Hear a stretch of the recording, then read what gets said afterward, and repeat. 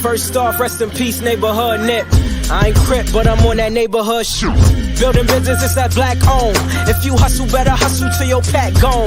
If you work, better work till your back hurt. And if you rap, make it better than your last verse. Yeah, more lyrics.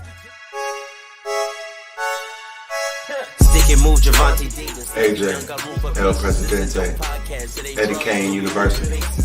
Hill gon' heal, regardless. You, Buchanan, Bethel High School, by way of 3-Man Weave, LLC. Michelle, producer, based over here. You can catch this wave from the Marlins to the Mariners. Doing things you can't believe. It's the 3-Man Weave. What up? We come at you with topics. Yo, you already know what it is. It's your favorite guys, the 3-Man Weave podcast. We're back at it again with another episode. Shout out to the Forbes. I see y'all coming in. So we gonna holler at y'all and we're gonna have a good day. What episode is this, Hill? 166. 166. Goodness gracious, we are moving through these things. And as you see, I am your least favorite guy, AJ, Mr. Red Cup. Oh, double fist in the day, because you know that's just the time we on. Who I got with me? You already know who it is. It's your boy Hill, and Hill gonna heal regardless, baby. Let's get it. We holding it down for our guy. You know, Canada had a prior engagement. He had to get certified. You know what I'm saying? Another certification under his belt. So, you know what I'm saying? Certified gangsters. You already know what Canada gonna do, but we're gonna hold it down for him. He sent me a couple of his takes on the side, so I can use them. But y'all know y'all can catch us on all major podcast platforms. 3-Man Weave, Instagram, Twitter, 3-Man Weave _. You can email us at podcast.3.man.weave@gmail.com. We also are on TikTok and Twitch at 3-Man Weave _.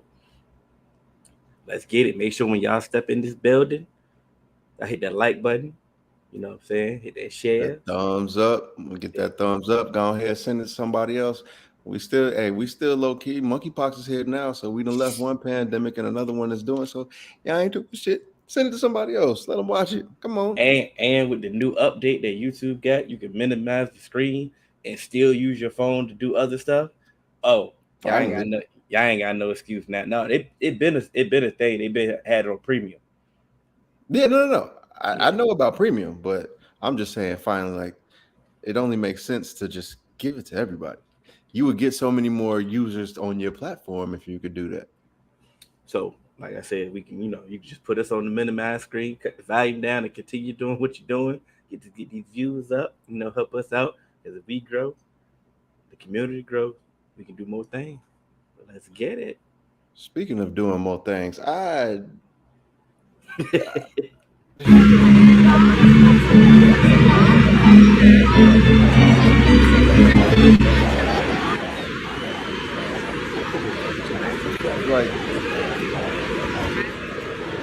what is this gentleman doing? What is he doing? First off, what we ain't gonna do is let this be the thing that get us out, off the snide. We've been on the losing streak. Y'all heard me rant about the Yankees and all that. Obviously, not obviously, but he was at a Yankee game. Candace told us to stay calm. But ever since the glizzy straw, you know what I'm saying? We on a good little winning streak. What we not about to do is use this as the thing to propel us to get us back on track. Where's the rally monkey? Like, so that the rally monkey is our thing. That's dangerous thing. Rally rat, something like something. But here's the thing. So, as you know, the resident baseball player here, baseball players are very highly, superstitious. Yeah. Mm-hmm. And we had a thing which I'm not too proud of in my more mature days, but even in the MLB, they have a thing called the slump buster. Are you familiar with slump busters? Correct. I am. Yes. I'm okay with slump busters. This crosses the line. This right here. This right here is where we draw the line. Because, you know, I love my teams, but there's some things that I ain't gonna do in order. Like, hey, we just gonna have to lose. We just gonna have to lose. And my man can't first off, how do you discover this is something that you would like to do? They should have interviewed him because we got plenty more questions. Like, what was going through your mind? Like, you know, I understand. Like I said, you at the ball I don't understand. Whoa. Okay. Whoa. Yeah, because we on the same page. Like I said, what we not about to do is have a glizzy straw as a trend. Like I said, we had a whole rant a long time ago about paper straws. You know, what we not about to do is substitute paper straws to the glizzy straws. That's what we not about to do. Hey, let these be the last glizzy run of the straws right here. Let's end this right now. But here's the thing: that wasn't that it didn't even stop there. Because guess what? It didn't work. There's no draw on that thing. They literally took it post game. I'll tell you what. I'm gonna trade you the dog for rice and beans next time. Come on, Pedro. No, dog. You really like that, Pedro? I can't. Go ahead, Dex. Nah, see, Dex Fowler. Your suit too clean to be doing that, bro. Dex a little young, you know what I'm saying? I'm like, come on, Dex. Like, no, because here's my thing. We as a people, yes, have worked too hard to get in these places to do certain things like this. Bro, they ain't like NFL Live ain't got to do this, bro. Yeah. NBA countdown. Inside the NBA. They ain't got to do that, bro. They will see. They see wild stuff go on in the stands too, and you know what they do? They just tell jokes about it. You know, Shaq and the Fool, whatever we got to do. Bro, look, hey, you got moss or something. Bring back the old baseball tonight with, you know, John Kruk, Carl Ravitch, Harold Reynolds. They ain't never had to do that, bro. You got 3 black men up there, and y'all are, bro. I'm sorry. Mm-hmm. That is entirely too close to sucking dick, dog.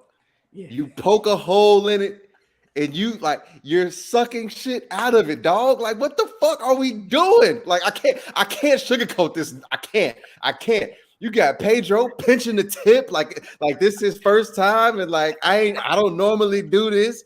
You got Dexter Fowler. He cocked his head to the side. You know, he trying to get the back of the. You know what I mean? Get the ugula. What Cardi say? Touch the little dangly thing in the back of your throat, bro. We can't have this. We are not like, hey, bro. Hey, I'm sorry. I will call Dr. Umar. I will call Dr. Umar on y'all. Mm-hmm. Y'all don't want that shit, dog.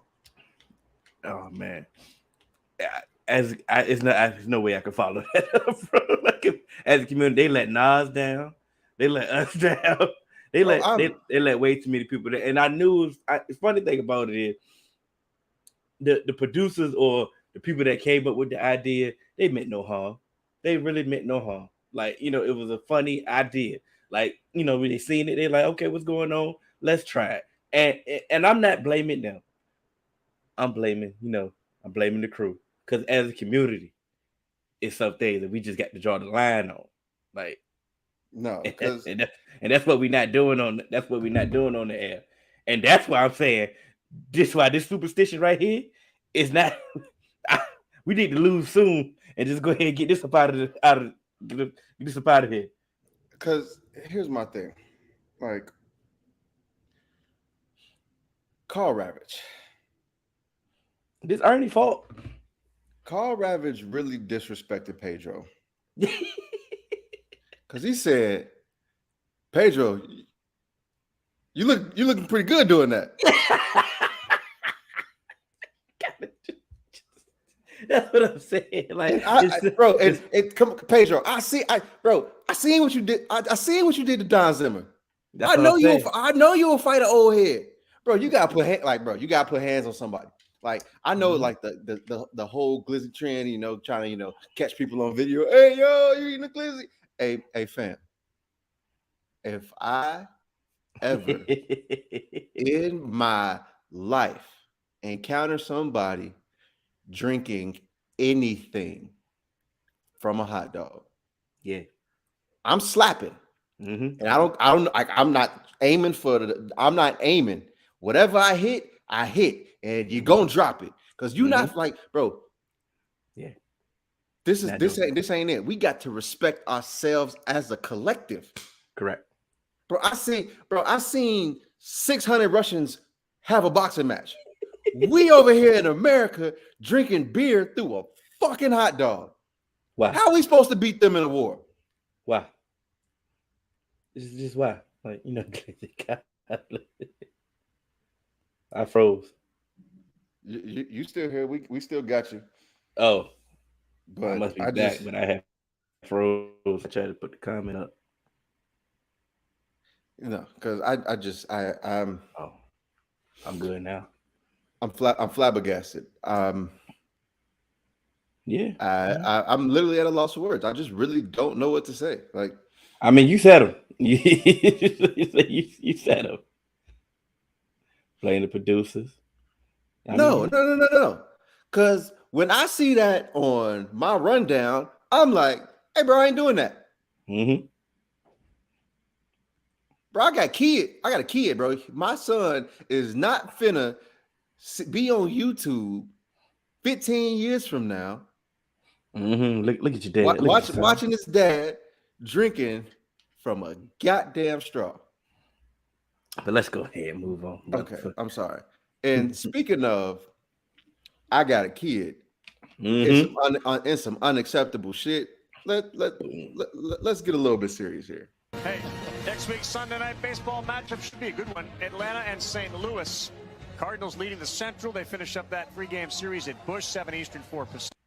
See, Carl Ravage, you just all types of fucking up. Mm-hmm.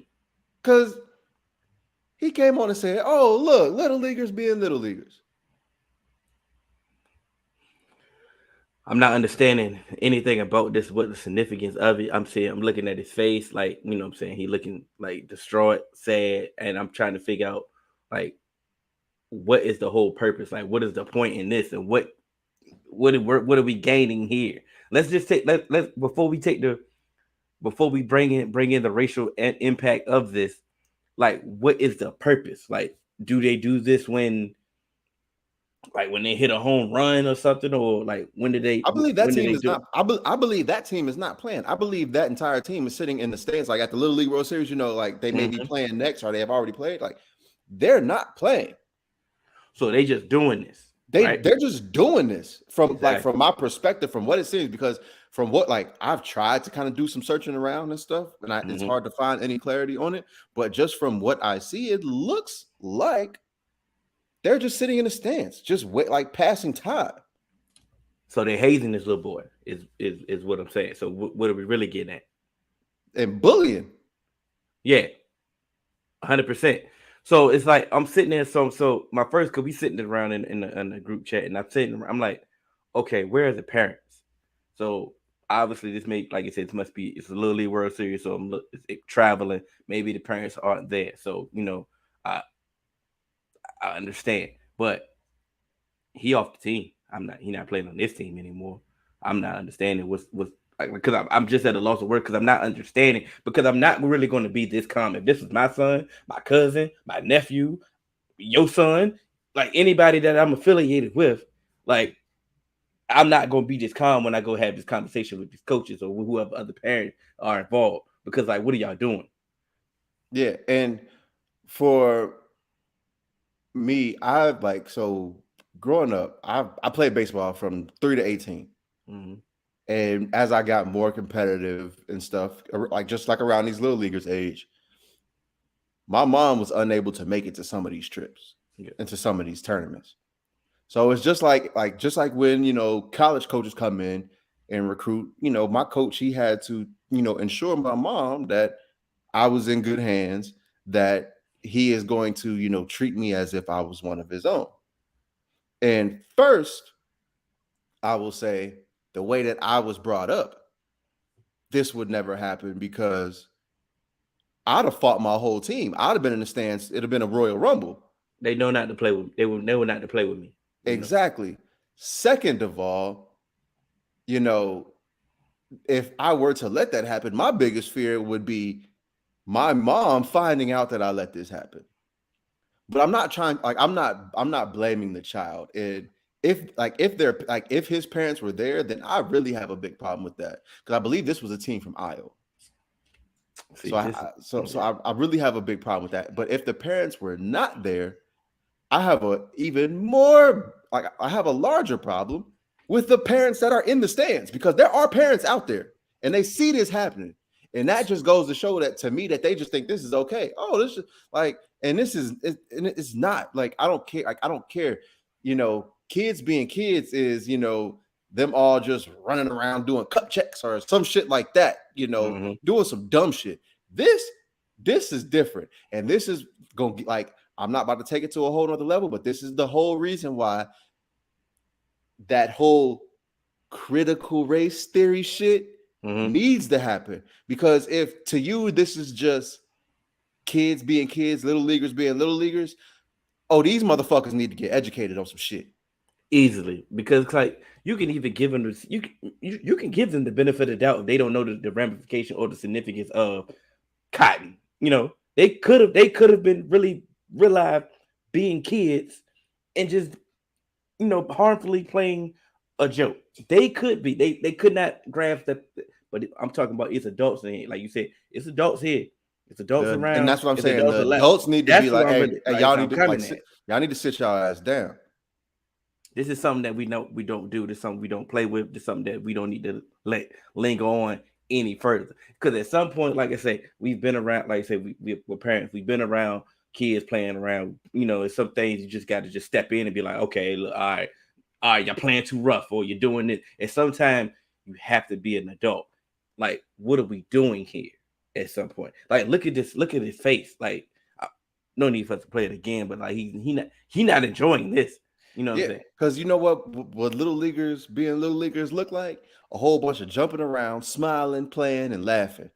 Bro didn't crack a smile. And for my guy FVO Ruli here, he said where they get the cotton from anyway. They're actually like taking it out of like stuffed animals. So they have like stuffed animals, and they're like small stuffed animals. So they are in the crowd destroying multiple stuffed animals and just packing it on this kid's hair. And you know how I know that this isn't just little leaguers being little leaguers? Because this ain't gonna stick to none of the other kids' hairs. Because guess what? We have a specific type of hair. You can't just like, so this shows like, so because of that, this let me know that they ain't doing this like, they don't do this every game to every kid, because it ain't gonna stick to every kid's hair. So that's what we need. That's what we needed right then and there. Man, because it's just frustrating to see that, and like not get the answers that we need, not have somebody chime in, not somebody step in and stop this. They just keep let them. It's just unfortunate, and I feel sorry for this kid. Hopefully, he can move on from this. It may be a traumatizing aspect. He may not even know the ramifications of what happened. Right. He may not. But when once he learned, it may be, he may have a lingering effect to him once he even grasps what's going on. And it could be negative. Never mind, I ain't gonna say that. I hope this young man, goes on to, live a happy, prosperous life, and this is something that doesn't affect him going forward. Because once again, social media is a wild place, and social media never forget. Yeah, they never. So I hope this is something that just lingers on, and affects him, because we all know social media is a powerful drug. So speaking of, I'm getting good. I'm getting good at this. Yeah, I might have to step mine up. Kevin Durant rescinds his trade request, and no, you didn't. Yeah. Like, no, you didn't. You didn't rescind your trade request. They told you no, bro. Like, you wasn't going nowhere. Oh man, this is hilarious, man. And like a couple episodes ago, I talked about this player empowerment thing and how these players are pretty much fucking it up. And literally, KD might be that last straw. And you want to know why KD might be that last straw? Because he did it in the dumbest way possible. All these other, superstars, they had a little bit of leverage because the team didn't want to lose them for nothing. Hey, bro, you literally just signed a 4-year extension. Where the fuck you going? Like, they literally could just be like, all right, retire. Go ahead. Because KD, you can't sit out 4 years. Not at this point in your career. So go ahead. Or you can come back. Just like we talked about with James Harden in Houston, but they gave you everything you want. You had Kenny Atkinson, who was a pretty good coach. Got him out of there. Y'all got him out there. You and your boy said, "Hey, we want Steve Nash." Nah, he go for comment of the night, bro. Oh shit. He go.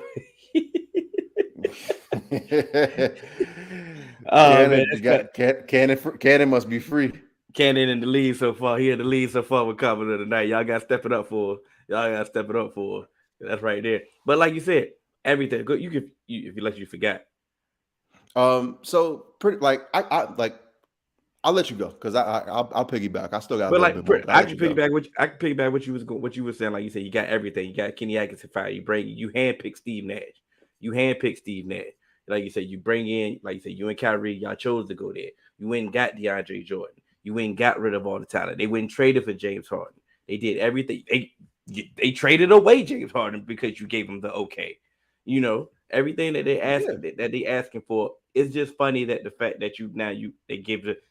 That's why we keep putting in quotation. You rescinded your trade request. No, they told your ass no. They told your ass no. They set the bar so high. They used the Rudy Gobert trade package as an excuse to just ask for things that they knew teams were not going to give them. Like, at that point. But it's funny that even then, I know you said this was the last straw on the player empowerment era, like how the owners and front offices are trying to take back some of their power. It's funny that because that then, and not yet, you can't even get Steve Nash fired. Is the funny part, bro. Superstars, even all-stars, could get the coach fired. Can get a coach fired. Bro, Darren Williams got Jerry Sloan fired. Got him to quit, fired, whatever, however you want to call it. Mark Gasol got Fizdale fired. Bro, these dudes can't sniff a candle. They can't come close to what KD is as a superstar. And you can't get Steve Nash fired or GM I don't think none of the people that you mentioned were superstars. And that's the point. You feel what I'm saying? That's the point. You can't even get that. He drew a line in the sand and said, no, we're not doing it. And it came to the point of, like you said, you didn't have any leverage. Your leverage was you thought you was, I'm Kevin Durant and I can do what I want. And they said, no, you can't. Bro, and here's my thing with the player empowerment era. LeBron gave y'all the blueprint. And now all these other dudes who, feel like they are superstars are trying to, do the player empowerment thing and make moves on their own as well.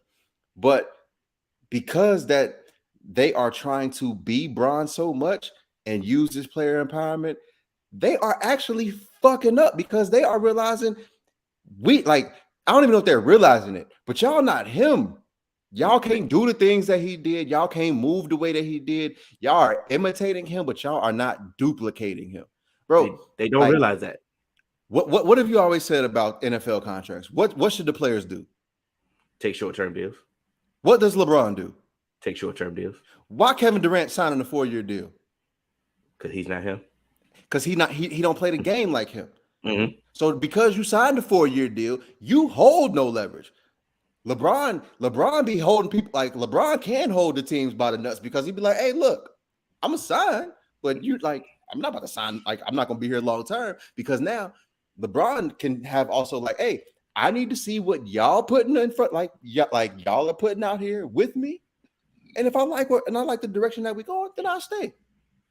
And even though I didn't think he was gonna leave LA, him having that leverage where it's like, I can, and y'all know I will. Mm-hmm. Guess what the fuck they got to do? They got to play ball. Because now, guess what? They talking about, hey, we'll put them 27, 29 first round picks in there if we need to. At first they wasn't, right? Yeah, but now LeBron's like, hey, I need you to do that if you want me to stay. And okay, now, and it's like, okay, guess what? Because guess what he had. But it always, like I said, when it comes to contracts, when it comes to trade requests, we always say who has the leverage. We always emphasize the leverage. And like I said, his only leverage was the fact that he was banking on, I'm Kevin Durant. That was it. But because like you said, he had no leverage. And I'm going to piggyback on what Cannon is saying. Also, nobody wanted to pay. If KD was really worth it, teams would have paid. I get exactly what you're saying, Cannon, because I agree to a certain extent. Because everybody called. Yeah, everybody gonna call. Everybody called. Everybody put a package together. Everybody inquired. Everybody tried to make, they can see. But like you said, the price that they was asking for, nobody was willing to pay that. The price was crazy. But let me rewind, or fast forward. Any team, and I'm going to say any team that KD would have been traded to wouldn't have been a championship caliber team. No, like currently constructed, like this Brooklyn Nets team is. This is his only chance. If he this is his only place where he could be a viable championship contender because of what it would have taken to get KD. Mm-hmm. You wouldn't have had no depth. You stripping down your entire roster. And then you have to refill your roster because all of the good pieces that you have are gone now. With us, you refilling your roster with us. And I got bad knees. So I'm giving you some spurts of hustle. That's all I can for you. Look. Hey, so all I'm gonna say is, KD, you played yourself, dog. You played your hand. You played your hand entire way too. You played it wrong, dog. But it's just the fact that maybe okay, you was upset. I get it. Okay, you was upset. This whatever they was doing in the front office, the moves that they was making, you didn't agree with it. Okay, you was upset. My thing is though, currently constructed, this team now with the pieces that they have right now, this is a championship caliber contending team. The only thing that they have to do, which I don't think they're going to be able to, is overcome the ineptitude of Steve Nash's coaching. That's it. I get it. They have great players. They have, if the ball bounces that way, if Kyrie's healthy, if KD's healthy, if everybody's healthy and comes to play, I still don't think they're great enough to overcome Steve Nash's ineptitude of coaching. But that doesn't take the simple fact of this team is a contending team right now in the entire NBA, not just the East. Right. In NBA right now. You have to so I can understand it. All parties can come together and say, hey, look, it's the last year we're going to try it. Because Kyrie's on the last year of his deal. Like I said, if KD, it didn't work out. We can trade you now. Somebody's going to, still willing to trade. We can trade you now. We may not get what we want. But that's what I was about to say. Yeah, you're going to have to play it through this year. And so at least that takes 1 year off of KD's contract. But then if you blow it up, you're going to have to take a bunch of picks maybe and some potential. You're not going to be able to get and that's my thing. The Rudy, to me, they're in a lose-lose situation because their pipe dream is, something like the Rudy Gobert trade. Mm-hmm. But you're not finna get that because you teams know, bro, you're desperate. Mm-hmm. You've been trying to trade him for 2 years. Mm-hmm. We not gonna overpay because guess what? Because now if Kyrie y'all falter, y'all don't make noise in the playoff. Kyrie become a free agent. Kyrie don't come back. Mm-hmm. now it's Kevin Durant and some role players, like Rakia said. It's Kevin Durant some role players who. I'm sorry, I didn't mean to like. It's KD some role players, and then you got a max spot open. Oh, I'm sorry, KD, Ben Simmons, and some role players. She said that for a reason. She said it for a reason. Like, and so it's just like, is that something that people are going to want to team up with? Oh, no, they tried this, like, bro. That's teaming up stuff. Like we see how it go. Then when it comes to the East, like let's say a buyout happens, is okay. Now we're looking for a big free agent to go. Where they going? They're going to go to the Sixers, bro. Like they're going to go to the Sixers. They're going to go to the Bucks. They're going to go to a team that's the Heat. Yeah, a team that's that's going to be like, okay, we know. They have a real championship team. Y'all are too drama filled. I don't see it. Like I just bro. And here's my thing. And like I said, Nash problem. Go ahead. So this takes me back to what I said before, where it's just like, like everybody, want to be Bron, everybody chasing Bron, everybody trying to do things he's doing, but they can't. And the pride cost KD a lot, because where he would have been best at, keeping his ass in Golden State. Mm-hmm. You would have had it made, and even in those times, like I said, it was still Steph's team and stuff like that. But when you were there, guess who got, you got the finals MVP, and people were talking about you, and people were, giving you your props. And like I've always said, one of the reasons why I didn't have an issue with KD going there per se is because, once again, like he said, it's about the brand of basketball. And, that was what's best for him. And the type of player that KD is, hey, bro, KD's not a culture setter. KD came in, and that's why when he was in OKC, it looked so, contentious between him and Russell, and people were unaware of, like, is there friction? Is there not? What's going on? Is there problems?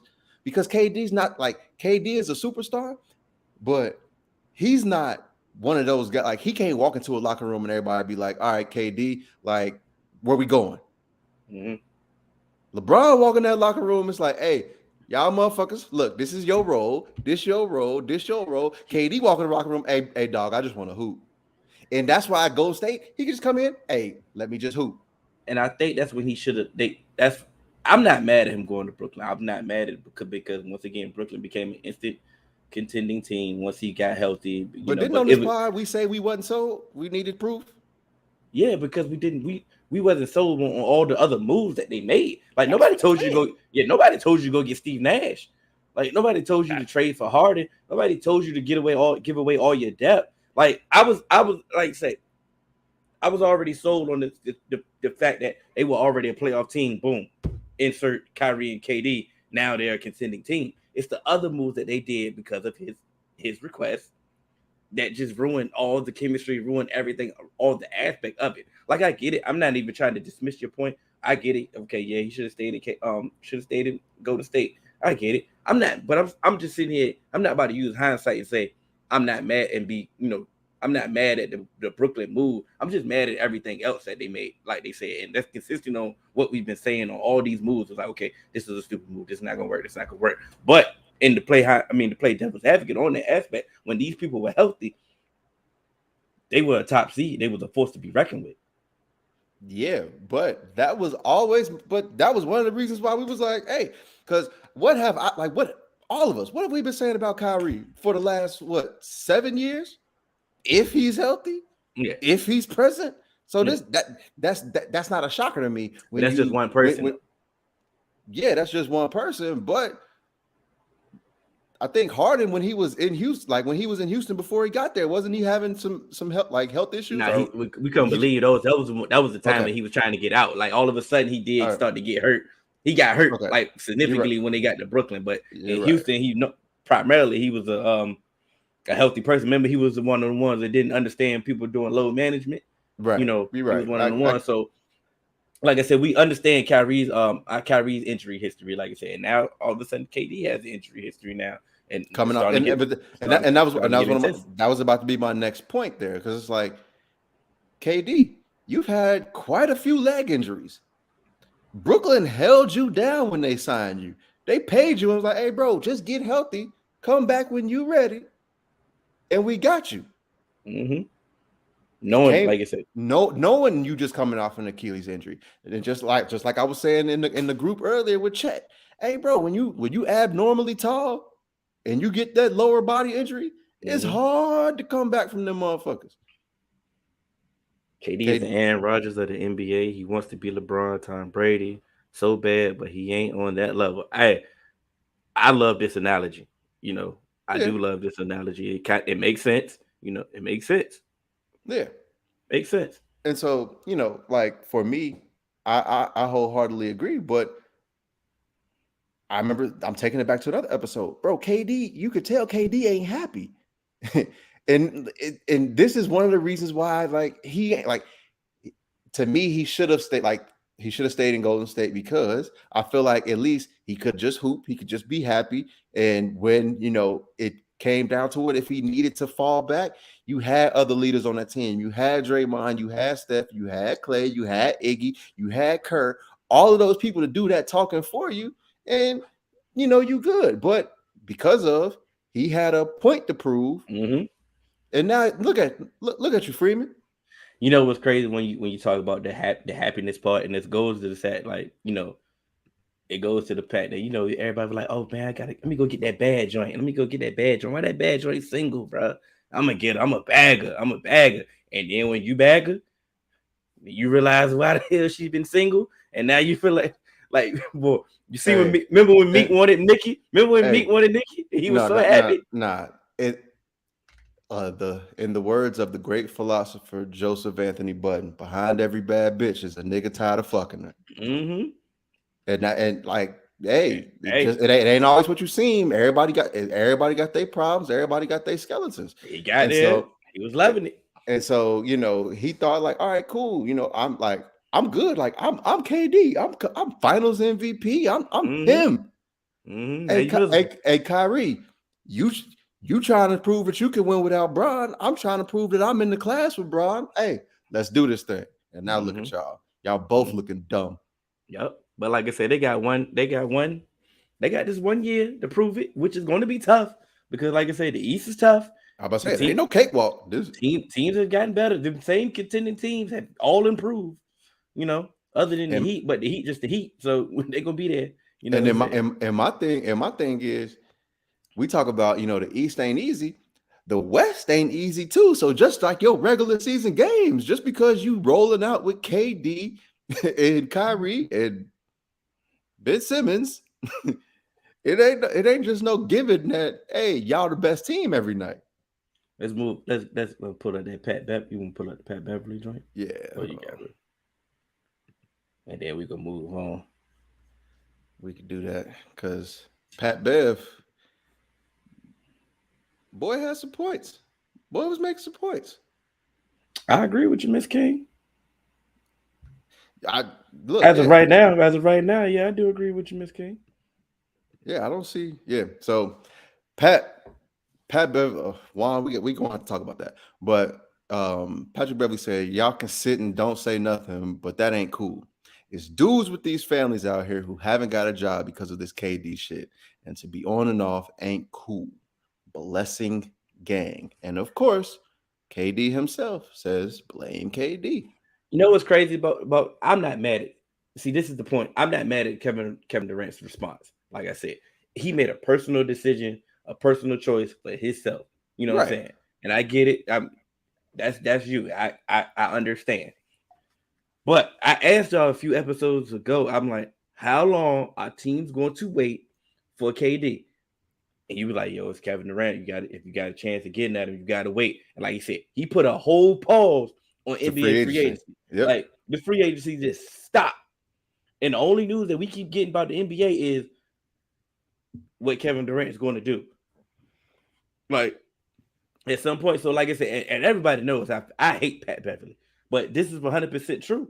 Like you said, you put a lot of people's future in on hold, and like you messed it up. Like, and I understand. See, that's another thing. That's something Bron wouldn't have done.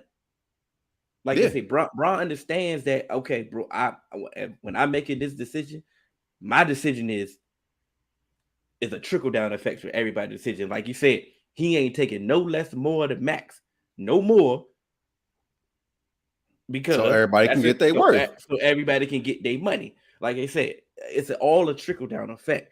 Like I said, I'm doing 1+1 deals to give y'all leverage. I'm giving you I can lead you to water. And it's the timing as well, because Bron wouldn't have waited as late as KD waited. Because Bron would have been like, hey, let's go ahead and get this ball rolling. Because you know what else Bron would have been trying to do? I'm trying to get to where I need to go so we can be prepared and get ready for free agency as well. Come on now. That's how you team build, right? You see what I'm saying? That's how you team build, right? Because Bron ain't trying to be there like I'm trying to get traded at the beginning of free agency, and now teams are scrambling, they cutting players, and they trying to do this, and they trying to buy out and figure out who they got for the max level extension. Nah, Bron. Hey, end of the season, Bron like, hey, bro, I ain't resigning with y'all, so y'all need to start figuring some shit out. Because think about it. Teams had majority of the teams had already made moves. Their cap space is gone. They can't trade. They made some trades, so they can't trade these players until a certain date. Like, or they couldn't even trade the players that they signed at a certain date. So he already had strong. Gobert wouldn't have been traded the way he got traded if KD would have said some shit earlier. That's a fact. Gobert might not even be in Minnesota. It might be KD. Come on now. You gotta realize what Juan something up. He gotta realize he's the top dog. At some point, you gotta realize hey, you can't. Hey, if you ain't him. But can you realize you're the top dog if you're not the top dog? Because like I've said before, has KD had the shortest reign as the best player in the NBA?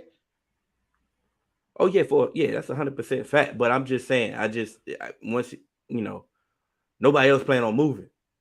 Yeah. Let's say for example, if Giannis say, "Look, get me up out of Milwaukee," it's gonna be an uproar. Yeah. But let's move on. Let's go ahead and move to do the South got something to say? The South got something to say. Where you want to start, man? Let's get to we worst the first. Let's go get to the what was worse? It was the Falcons, I believe. Yeah, whatever. We can start with the Falcons. Let's get it. Or was it the Panthers? No, it was the Falcons. Yeah, I think it was the Falcons. Either both ass. Yeah, a two-pack ass.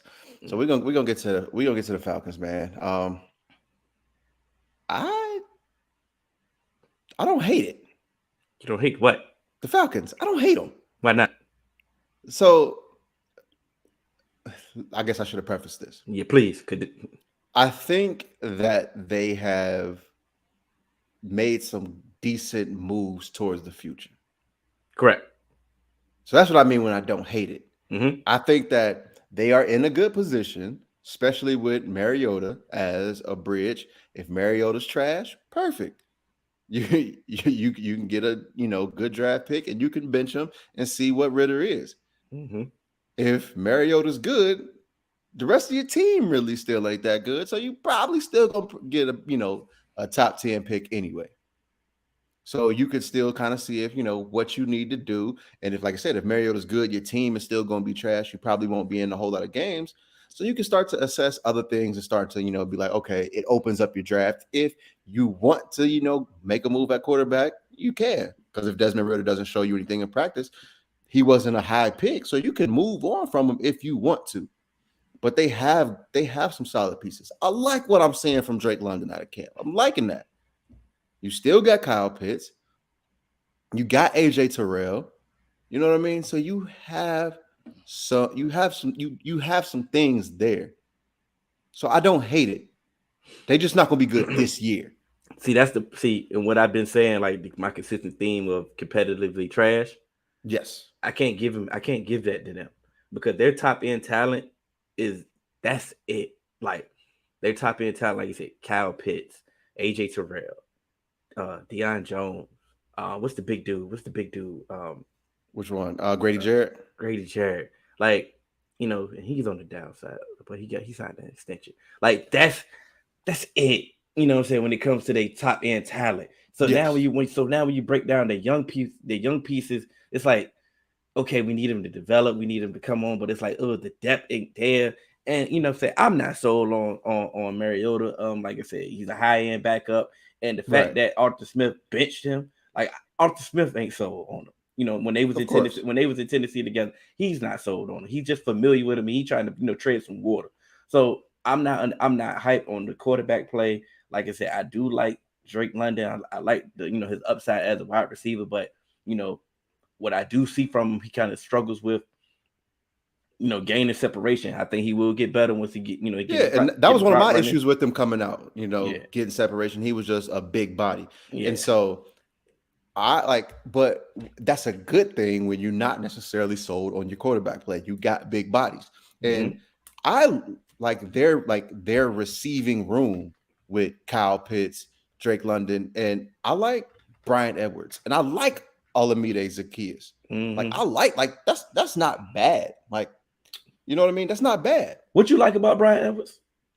I think Brian Edwards being able like I think now. To me, like I said, I mentioned this group. I think he's splitting Kyle Pitts out wide. He's still going to kind of play that, kind of receiver, Jimmy Graham, kind of wide receiver, tight end / role.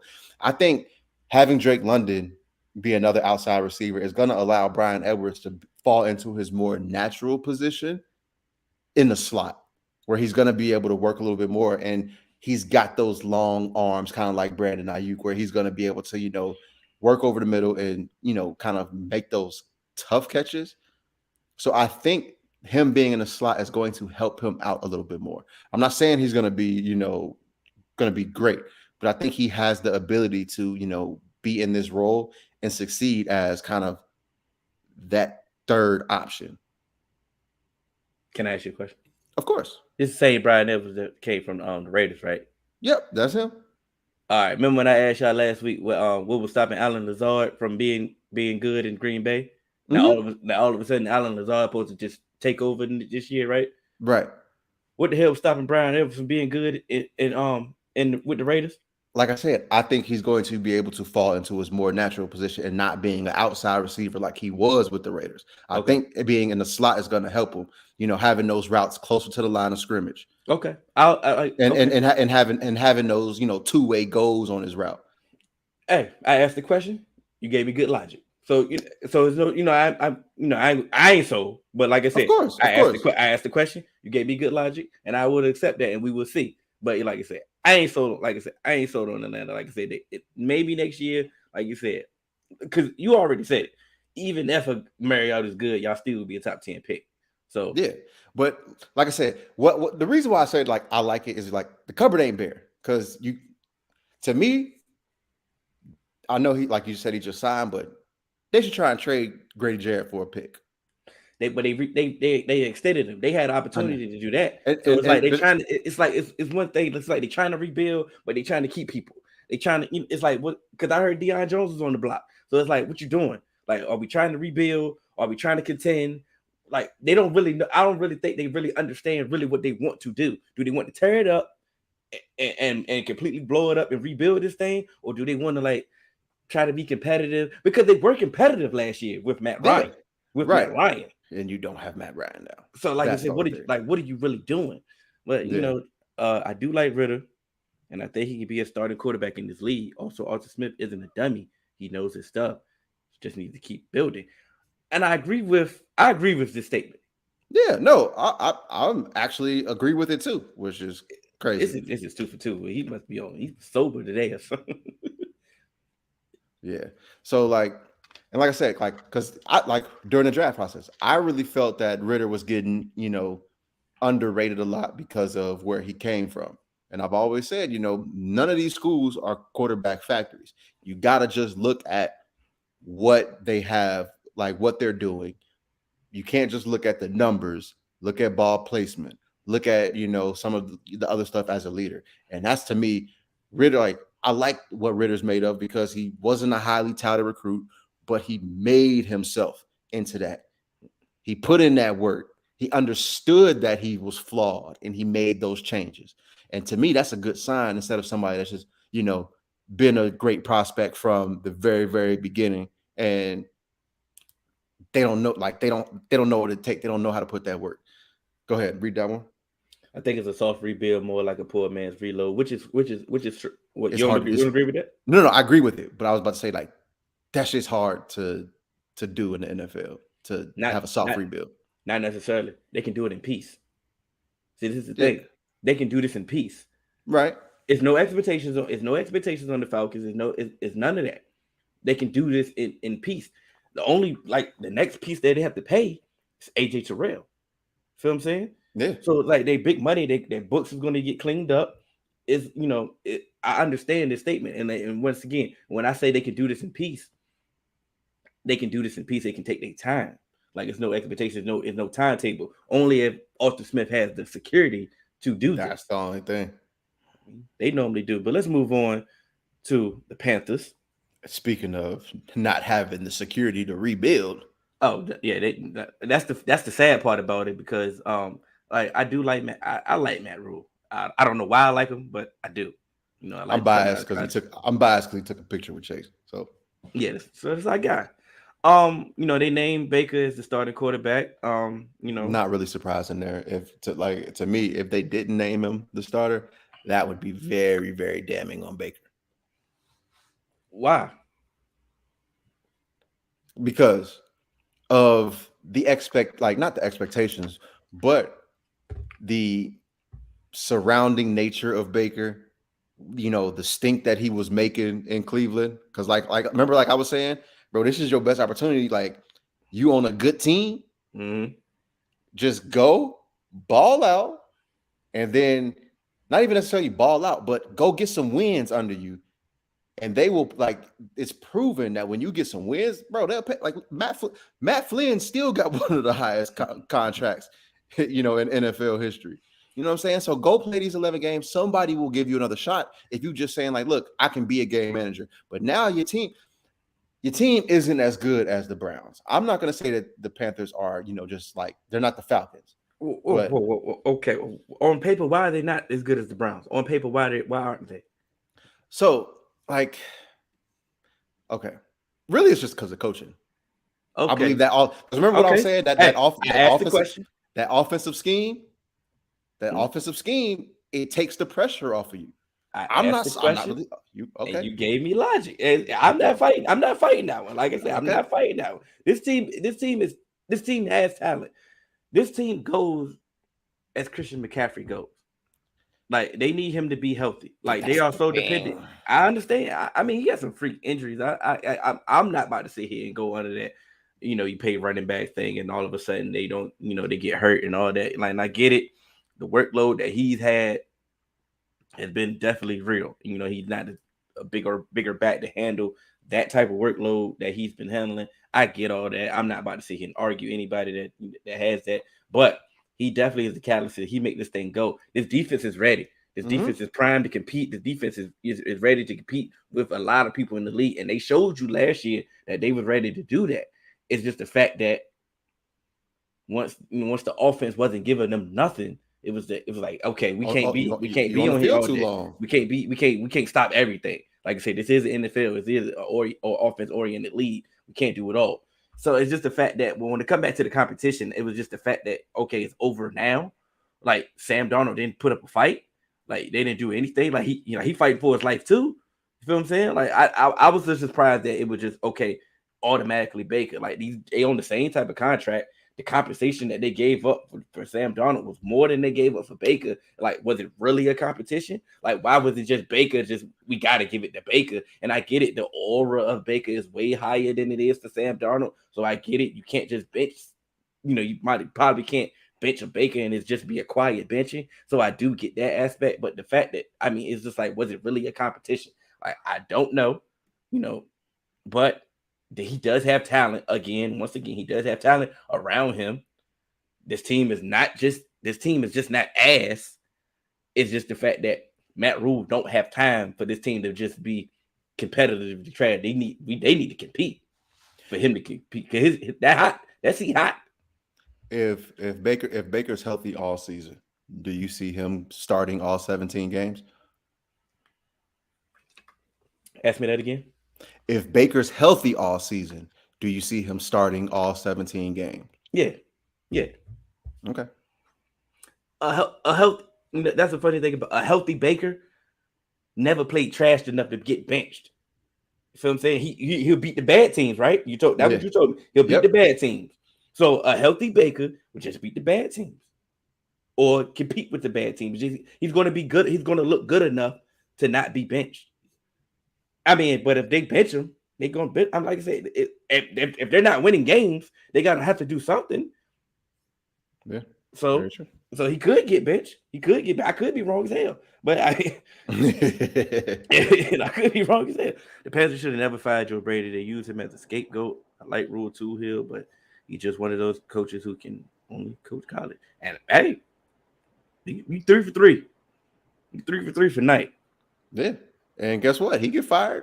Somebody gonna give him a job in college. But who didn't? But the funny thing about Joe Brady being a hot shot, why didn't he get another job? Like Joe Brady's in Buffalo. Buffalo doing what? I think because he ain't the OC. Coach. Yeah, because he ain't the OC. I mean, like, work your way up. Fight. Yeah. I mean, I tried to give him all I could, Candy. I tried to give him all I could. So I came out for Sam Darnold at all. I tried though. I really did try. That's the best I could give him. Yeah, but yeah, Joe. Like I said, with Joe Brady, I mean, he's in Buffalo as a quarterback's coach. He will be an OC again. You know what I'm saying? Yeah, we'll get to that part because we do got to talk about that division. Very true. That's perfect. Well, let's keep it going. Let's get on to the Saints. And I am going to be objective about the Saints because everything in me, just because Sean is here, I want to just say some bullshit just to say it, but I'm not going to do it. I'm going to be objective here, and let's go. So, the New Orleans Saints, the floor is yours, AJ. Go ahead, Kate, for your board. The only thing that's really concerning about this team for me is Dennis Allen, because I took your point. I should have went first. because man, like we've talked about this before.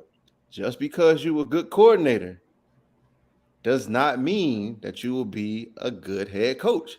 And a lot of times, just because you are a side of the ball specific coordinator doesn't mean that unit is still going to be good. So I love the Saints defense. I think this has the potential to be a top 5, top 3 defense in the NFL. Mm-hmm. But because Dennis Allen is not the coordinator anymore, are we certain that this defense is still going to, do the things, that it was doing? I'm not saying that they are, they have the talent, but right, like I believe they're splitting coordinator duties with Ryan Nielsen and Chris Richard, if I'm not mistaken. Now you're gonna have to make me be devil's advocate. Go for it for this, because the structure in place is still there. Mm-hmm. Everything, like you said, Pete Carmichael been the OC since Sean Payton was there. I know he hasn't called plays, but he's been the offensive coordinator. He's been in the rooms. He knows the system. Everything should be the same. Dennis Allen, you're moving up. You're the head coach. This is my question. Did you believe Todd Bowles deserved another chance at being the head coach? 100%. I believe Todd Bowles. Did you believe Dan Quinn deserved another chance? Yes. Boom. If you believe those two deserve another shot at being another head coach, then Dennis Allen deserves another shot for what he's done with that New Orleans defense. Of course. So now it's like the fact that just because I think you deserve another shot doesn't mean I can't have cause for pause with you as a head coach. You get what I'm saying? Just like, hey, Josh McDaniels. Some people feel like Josh McDaniels deserved another shot at head coach. Don't mean I think he's going to be successful, but he did put into work to kind of rebuild his image to get it back in that lane. You get what I'm saying? Mm-hmm. So that's my thing. And to go with your Pete Carmichael thing, it's like, yeah, he was in the system, but it's the same issue with me that I had with Zach Taylor. Like, yeah, you was in that system and you ain't called plays. Hey, Zach, you suck at calling plays, dog. Yeah. I mean, well, you think, yeah. So it's just like, and not even I won't say he sucks. That's Yeah, that was harsh. That's a little bit harsh. But knowing the flow of your play calls is a lot different. But and to that point, Pete Carmichael was there longer than Zach was there, longer than he was as an OC. Like I say, Pete been there for a while. The culture is there. It's been set in place. You know, the system has been set in place. I think, like I said, what we said about the Ravens when it came to health, if the health was on the side of the Saints, we were talking about a total different Saints last year. Because what Sean Payton did with that team, with the injuries that they had. If Jameis was healthy, bro, like if Jameis was healthy, that's a playoff team. Yeah, I agree. But now he's coming off an ACL injury, and like I said, we can say what he would have done last year if healthy. But now it's coming off of another year in the system, and it's coming off an injury, and still of a what if. We don't know what you would have did the second half of that season. You could have fell off a cliff. Hell, Dak fell off a cliff. Kyler Murray fell off a cliff. Who the hell say Jameis Winston was exempt from falling off a cliff the second half of the season? Right. You know? So things to be seen. But I do feel, like I say, this defense definitely is top tier. You know, the defense is top tier. Like you say, they ain't going lower than top 5. And that's being generous. 100%. That's being generous. The offense to me, if you can play defense as well as they do, run the ball and minimize, you know, as much as you have Jameis dropping back, especially early in the season, to allow him to get back, you know, 100% and get back in the flow. Yeah, 100%. Because I think, you know, this team with this defense, they're going to challenge. They're going to challenge for winning this division. Damn, I forgot my point. But I'm gonna read this. Pistol Pete called plays for 2 seasons, and I believe both years we were top 5 offensively. Sean Payton gets too much credit over the last 16 years. Now, once again, this is our guy Sean off the Jones Sports, Louisiana Sports Broadcast. This is his team. This is his opinion. I'm not about to argue his opinion about his team. I just know, Sean, I'm gonna need a little bit more than I believe. The thing about it, I'm about to say, I need the definitive. You should know that, Sean. How many years have he actually called plays? But the fact that he does have play calling under his belt, hey, that's a positive, AJ. You know what I'm saying? That's a positive. Yeah, like I said, I just before we move on, the fact that Alvin Kamara is going to avoid a suspension this year is positive. Big. That is fucking huge. Because which I don't understand. Yeah, which is crazy to me because he beat that boy.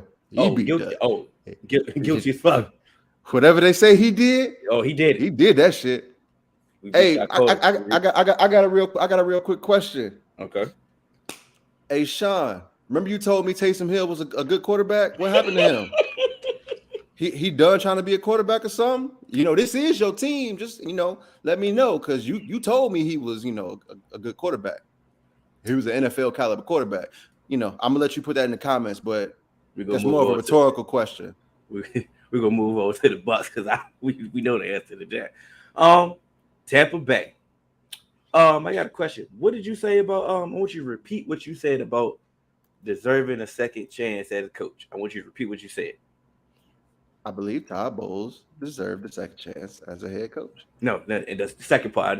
I know it's hard for you to remember what you said. I want you to repeat the second part about, just because you deserve it. Don't mean you're going to be good. There we go. Todd Bowles, let me holler at you, my brother. You did deserve another job. And I'm glad that you kept that Bruce Arians set you up with this job. Because, damn it, you don't have an excuse. Boy, you better not fuck this up. And, go ahead and say it. Go ahead and say it. Go ahead and say it. Those injuries on that offensive line, boy. and you got Mr. 45 himself back there at quarterback. Dog, I don't know. Like this team should be good. This team will be good. This team will be good. This team will be good. But once again, Todd Bowles was the defensive coordinator. Don't mean that this defense is going to be good now. Thank you. Byron Leftwich is still the OC. Him and Tom, that Bruce is no longer there to get in their way. Yeah. But who knows if that's a good thing or not? We will see. We you know what? We won't see that. And we won't see the results of that unless they win a Super Bowl. We won't see we won't get a definitive answer on that, AJ. We won't to me, we won't be able to get a definitive answer to that strictly because of the offensive line. I think the way that the offensive line has, just been butchered is going to throw a wrench in this team, in their outcome anyway. And objectively speaking, if you believe those rumors of the fact that Tom and Byron had a good rapport, they was coming up with the game plan, they was doing everything, and Bruce Bruce just come throwing a wrench in it. Hey, if you believe tear all this rumors, shit down, yeah. I need you to break down my offense, give me a whole new offense. Yeah, so we shall definitely see, and then also with Tom retiring and then unretiring. I'm not saying that he's not locked in, but how motivated will he be if this offensive line is getting him hit? And he's like, "Hey, bro, like, what? Go ahead. This is it." You know what I mean? Because to me, it's like boxing. Once you start thinking about retirement, you retire. And football is a lot different when you Tom Brady of old and you're getting the ball out quick and you're not getting hit. But something like these injuries on that offensive line, they up the middle. And where does Tom not like getting pressure? Up the middle. Up the middle. So it's just like retirement, those thoughts of retirement creeping in. If you start getting pressure, from up the middle, and you got guys like, fucking Cam Jordan, David Onyemata on you, it could kind of be like, hey, bro, like, what we got to do? And if Tom start yelling at these offensive linemen, and how he can wear on people, and y'all not getting the results that y'all getting, it can, cause a fracture. I'm not saying that this is going to happen. I'm just not saying that this is just like, with their injuries, I'd be like, okay, this is a Super Bowl contender. I mean, before their injuries, I'll be like, this is a Super Bowl contender in the NFC, to get to the, championship game and, make it to the Super Bowl. With the injuries that they have, they're going to be scrapping to win this division. His history in New England, he had some bad offensive lines and he's overcame those. He also had a system to get the ball out quick. Who they say is the system? That's what some people say. Okay. So if him and Byron Leftwich were constructing game plans and getting things together like they were saying they was doing, and somebody was throwing the wrench, if we subscribe to that theory, somebody won't be in the way wrecking those game plans. Somebody will be letting Tom and Byron come together and be like, listen, we got to implement the short passing game in this game. We can't risk it no biscuit with this offensive line. We have to implement that. We have to start running the ball more. We have to lean on Leonard Fournette and the other running backs that they've got now. Like, we have to start doing that. So who not going to listen to Tom? First off, they ain't got the personality that Bruce got. You know what I'm saying? Bruce going to tell you, hey, look, bro, I don't care about none of that. Like, I'm Bruce. You know what I'm saying? Other than everybody else, nah. What Tom about to say is really about to be gold. And for us to question if he's all in, I get it. But at this point, bro, this is the GOAT. We talking about the GOAT. I'm not necessarily questioning if he's all in. I'm just saying, like, somebody is. I know. And he can't help himself. He's a Saints fan. He can't help himself. I mean, it's validity to put it out there. Like I said, because you just said it too. Because of the timing. But also, what I'm saying though is like, because of the grind of it all. You know what I mean? I'm not saying right now because I believe right now, like, hey, bro, fuck it. Like, I got it. Well, I'm saying as them hits start coming up the middle, it's like, hold on now. The fuck is y'all doing out here? But I do believe with the team that they have, I think I'm okay. Betting on Tom has lost people a lot of money, right?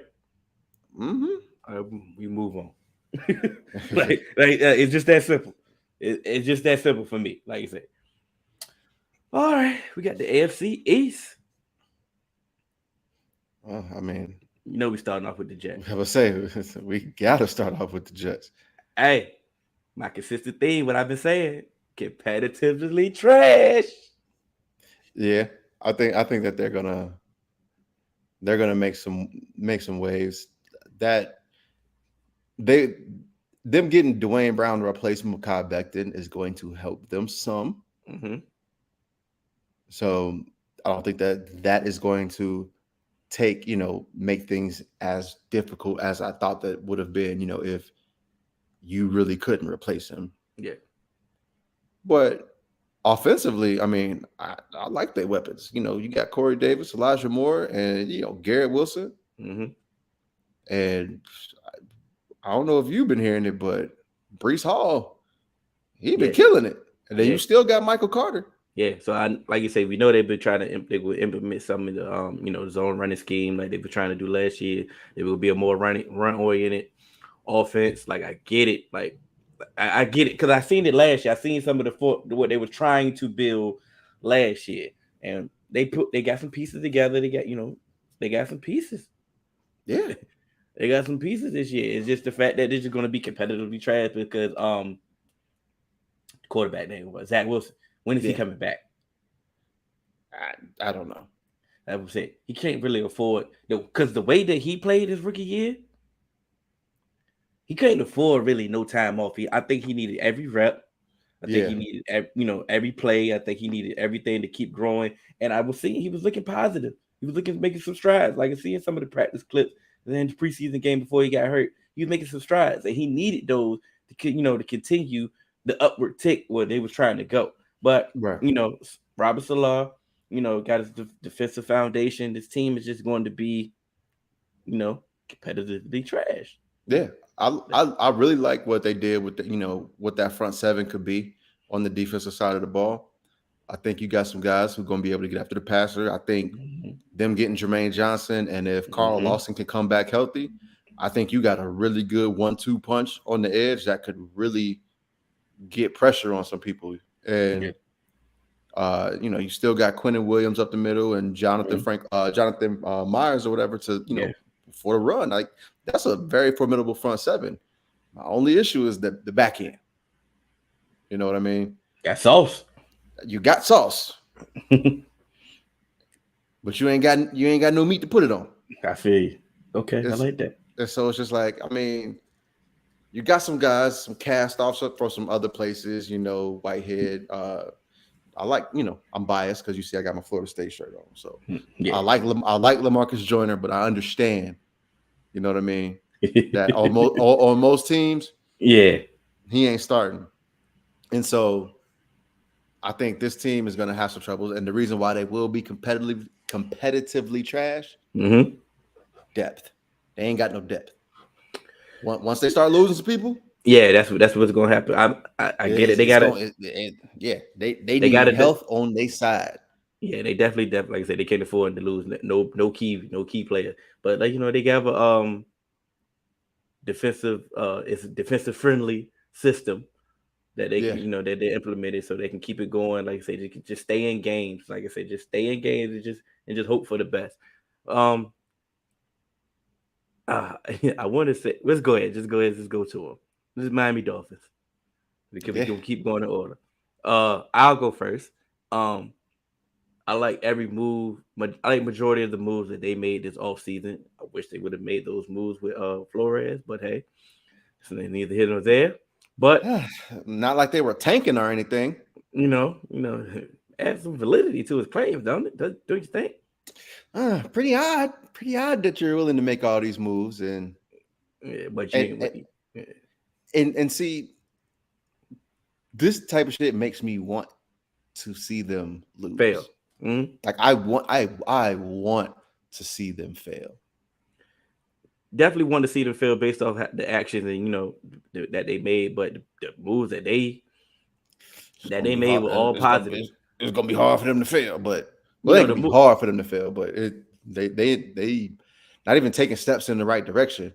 Yeah. If Brian Flores got the team from last year to 9-8, it was right under the cuff. Yeah. Hey McDaniel, hey bro, you might need to get double digits, or people gonna start looking at you funny. It's just the fact that they're in the AFC and we know the AFC is grueling. Like it's tough. I don't care. Whoa! Ain't gonna be ain't no sympathy. Ain't no sympathy. I mean, he does get the first year head coach grace period for me, but we'll see. He like might. Tyreek Hill. He might get 9 games grace period for me because I don't really know his whole 23andMe. I don't know if he 100%. So he might get 9-game grace period. I mean, but like you said, you getting Tyreek Hill, making the second year leap for Jalen Waddle. You signing Cedric Wilson, to be a Swiss Army knife. That can help. I think just if Tua is healthy. I understand that y'all didn't like it last year, but like I said, when he finally got in the groove and got going, Tua was actually looking like a good, solid young quarterback. Right, he was making strides, and it's just unfortunate for him is the fact that his counterparts in his draft class just went to superstar status. Are those guys? Yeah, yeah. And we're waiting for him to be like he's to the point that he has to win the Super Bowl to get respect, or he's never going to get respect. He's just to that point. Like he's reached that category already, and unfortunately, I mean he played a part in some of that. But 100%, the fact that his other counterparts, they just reached superstar status, it does help. It does help that Flores was not exempt from any criticism. Flores did not like Tua, did not want Tua. He made it clear, and he definitely didn't make it a welcoming experience when it came to coaching him. Right. Now we have McDaniel. Like I said, maybe he may have maybe have a 1 year to see what he got going. But this is the year that and it's a system. It's a system that suits what you do well. I understand maybe the receivers really don't suit what they want to do well, but this offensive system, if you're going to implement what the 49ers were doing, what they were doing with Jimmy G, if you can't do that to it, then you just ain't gonna never be good. Right. And to be quite honest, I actually have to disagree with you. I think that these wide receivers fit exactly what they want to do in the passing game really well. Because to me, it's like this team might be able to lead the league in yak. Yak boys. Where it's just like, hey, short to get long. We're gonna throw you the ball right over the middle, do these under routes, do these, long drags, overs, all of that. And just my man gonna beat your man in the race, and Tua can just dump it off 5 yards in front of the line, 10 yards down the field. And then you got Mike Gesicki, who's kind of that, tight end. He can't block, but he's that tight end who can receive and get downfield over the middle and stuff as well. And I think they, got guys as far as, in the running game to make it easy, on Tua as far as, Chase Edmonds. And I mean, you got Raheem Mostert, if he could stay healthy, he might be one of the fastest people in the league. Yeah, but but being healthy is a big if.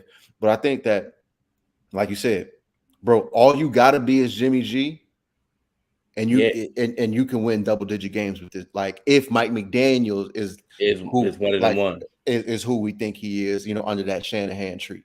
So if he is that and can put you in this system, bro, all you got to do is be Jimmy G, and it's going to make you look a lot better than what people think you are, because people think you ain't it. But if you can just look like Jimmy G in this offense, that's going to buy you time. It's going to put you on an upper trajectory, because I think you're better than Jimmy G, bro. Go show it. It won't matter. The Dolphins are going to make the playoffs this year. They'll win at least 10 games this year, and they'll get a wild card spot. 10 games. Okay, Dennis. But Dennis, I don't with the way the AFC is set up, you can't just say 10 games is gonna get you a wild card spot.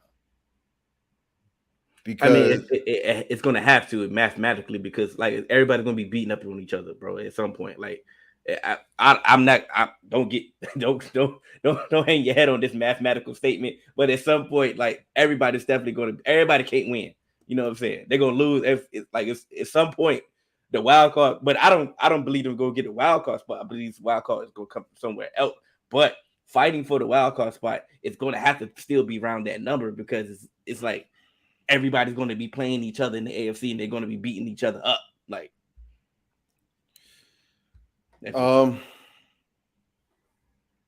they schedule ain't half bad.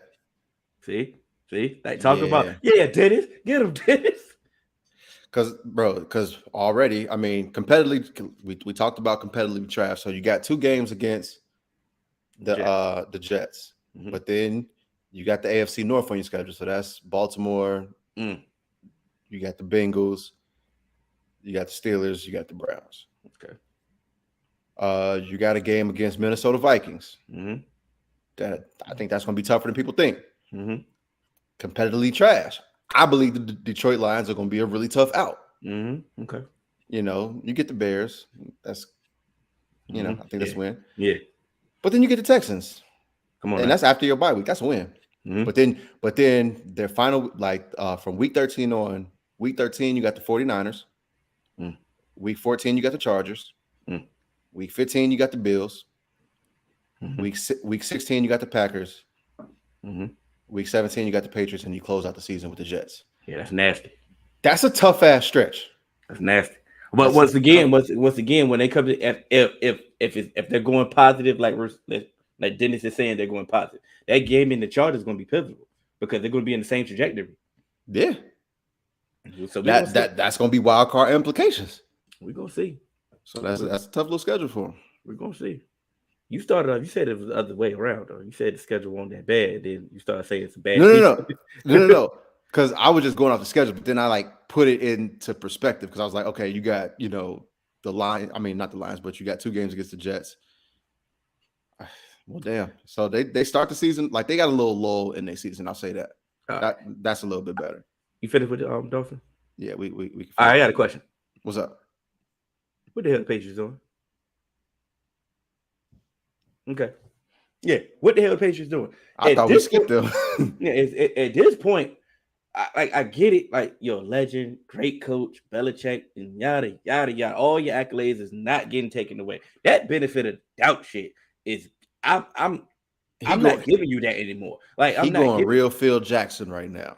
I'm not like I said, we can't give you that anymore. Like, what are y'all doing? Like, bro, like ever since like the draft, I'm like, what? What the fuck is you doing? The draft was iffy. Their free agency was iffy. Like, I mean, I'm just not understanding who's offensive coordinator. Do we know who that is yet? Are they gonna have one? You feel what I'm saying? Like, what are we doing? What are we doing? And like you say, that's why I started off saying, your accolades of who you are. You're Bill Belichick, one of the greatest coaches of all time. We get it. But, bro, what have you done for us lately, bro? The ball is in your court, and it seemed like you are purposely sabotaging this team. And it seemed like, and I know they've had terrible off seasons before. And you know who fixed that? Brady. Made it seem like, okay, you know what? Let's minimize with these moves that we didn't make, or the lack of moves that we didn't, letting people walk, and we get that.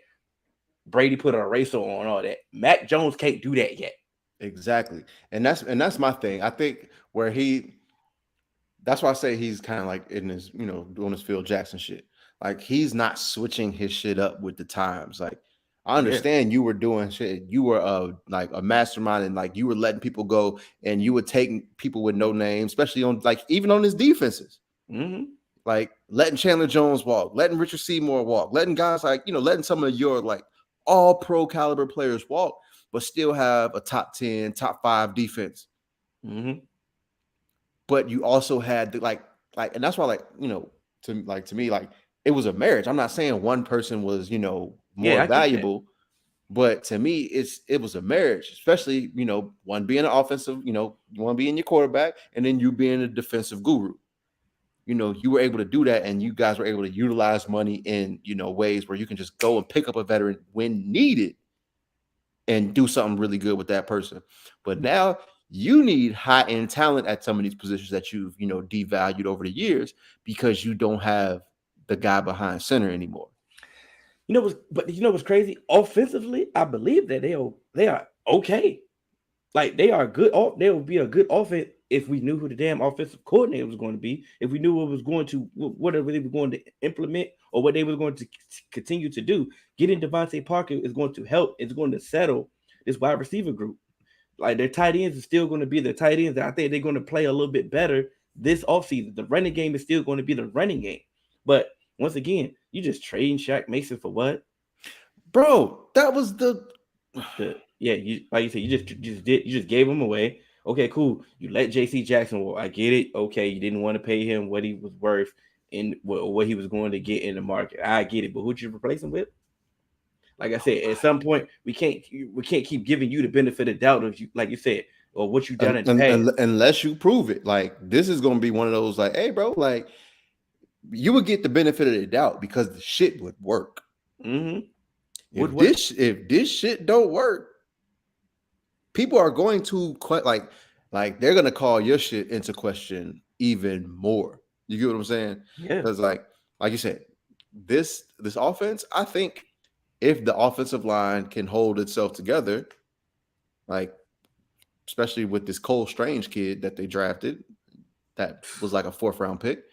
But if this offense can hold itself together, I think they'll be able to run the ball. And like you said, Devontae Parker allows people to kind of settle into their role. And that helps a lot. Mm-hmm. So defensively, you better be a genius. You better be. And if you got Matt Patricia calling plays or something like that, we'll see. Like what? We'll let the games settle this because I don't know what the hell y'all doing in New England, but Buffalo, we know what they're doing in Buffalo. We know what they're doing in Buffalo. They going for it in Buffalo. Yeah, they said, fuck it. We one of them ones. And that's how you're supposed to double down. Like you say, when you were just right here, ready to go to that AFC Championship game, try to get over that hump, and you got that team. Like you say, I don't really know where the weakness is at on this team. Like, you get Tre'Davious White back. You drafted a corner.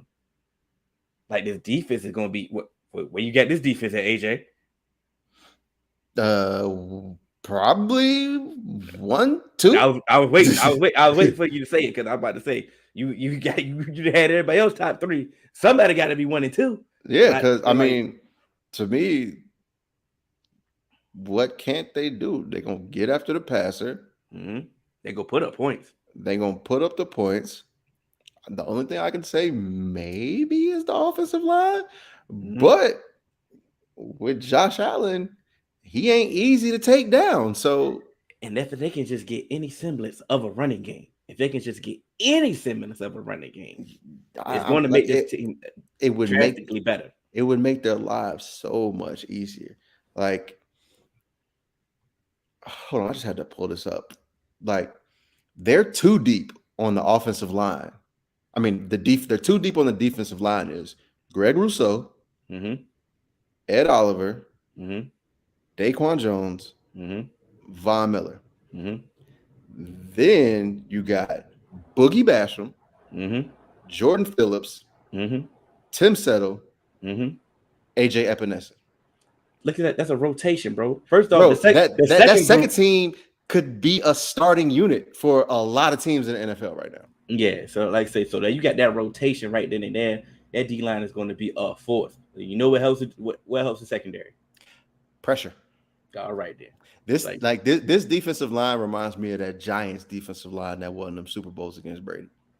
I just feel like you say, and I think that once again, like you say, Josh Allen, like you say, he reached superstar status. He reached that elite tier. Like he's one of those ones when it comes to quarterback. Like you're not getting out of 4 when you rate your quarterbacks when it comes to Josh Allen. Like right. Like what I failed to mention. I'm talking about like we talked about their corners. This safety tandem, number 1 in the league. Oh yeah. Jordan Poyer and Michael Hyde. Who's better? Who's better? They ain't top. It's nobody. It's nobody. I want to talk about my boys, but we ain't that category. But Michael Hyde up there. Yeah, like it's up there. It's like you said. That's the best. That's the best safety tandem in the league. Like you said, by far. And like you said, that's gonna help. That helps your corners right then and there. And not even that with that safety tandem. I don't like, bro. I might be able to go out there and play corner because you know what? I can mess up because I got them two behind me, and I can be aggressive. And then I only have to cover for like 2 seconds because guess what? They gonna get pressure. This defense is going to be ridiculous. Watch out for Cook. I'm hearing a lot of great things from Cook. Coming out, and I like the draft pick when I'm like he fits what they really want to do, as a receiving threat. And I understand. I think he's going to get better as an actual running threat and running between the tackles. It's just the fact that I just want the running game to have some type of give him an easy button on offense.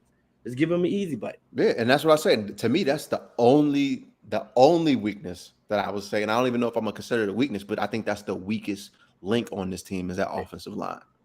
Yeah, we give them something. Let's figure out how the Bills loses it all at the finish line. I mean, the thing about it is, I get it. I mean, they are one of those teams I'm going to consider, Super Bowl or bust. And the fact that I'm just sorry that they're in the AFC. The AFC is going to be tough. It's going to be a fight every week. But they are one of those teams. They are head and shoulders over a lot of teams, and this should be the year. This is what I'm going to say. If they don't win it this year, then I don't know when they're going to win it. Because it's setting up perfect for them. Because, I mean,